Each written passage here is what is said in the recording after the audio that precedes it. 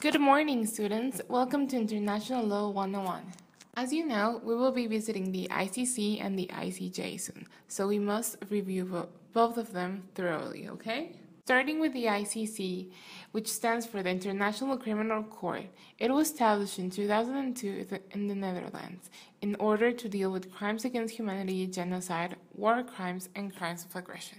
On the other hand, the ICJ stands for International Court of Justice. This court was established in 1946, and it is the official court of the United Nations. It is located in the Peace Palace at The Hague as well. The matters treated by the ICJ are those involving the United Nations states and have to do with human rights, treaty violations, natural resources, trade, sovereignty, and so on. Now, who wants to explain to the group the difference of both when it comes to structure? Me, please, me. Okay, first, the ICC is legally independent from the United Nations. It is structured in the presidency, the office of the prosecutor, the judicial divisions, and the registry, if I'm not wrong. The presidency is made up of 3 judges, each one of them lasts 3 years. The purpose of the presidency is to be responsible of the administration of the court, as well as other specific tasks, but it does not manage the office of the prosecutor. The judicial divisions are made up of 18 judges, divided into 3 divisions: pre-trial division, trial division, and appeals division. According to what we read, for homework, the judges conduct all of the proceedings of the court, right?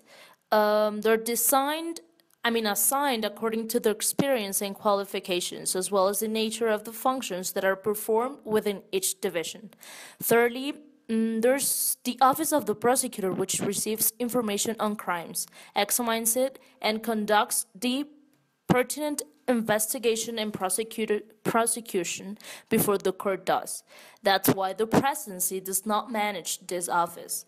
The chief prosecutor lasts for 9 years, I guess, and Fatou Bensouda is in the position right now, and it is assisted by a deputy prosecutor that deals with the prosecutions of the office. Lastly, if I'm not wrong, there's this registry which deals with the aspects of the court that are not judicial. It is headed by the register that administrates the court and whose function is regulated by the president. Unlike the other positions, the register lasts for 5 years within the office. On the other hand, and I'm about to finish, the ICJ is composed by 15 judges that have 9-year terms. They're elected by the UN General Assembly and the Security Council, who vote separately for them. Within those 15 judges, it is the president, the vice president, and 13 member judges. The members of the court are independent from their countries, and it is expected of them to uphold the best impartiality as possible. Am I right? Great job, Samahara. I'm glad to know that you understand the difference between structure. Now, as you already know, both courts have different jurisdiction as well. Who can explain the difference?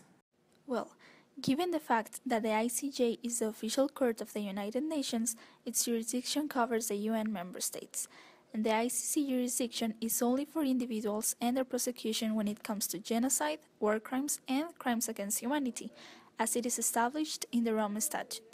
According to what I read, the jurisdiction of the ICC is limited to events that happened since July 2002 and can only be exercised if the individual is a national of a state that accepts the jurisdiction of the court, if the crime was committed within a state party, and if the United Nations Security Council has delegated the case to the prosecutor. That's why the ICC is focused on such specific crimes and cases, while the ICJ has to deal with the legal disputes created using Powtoon.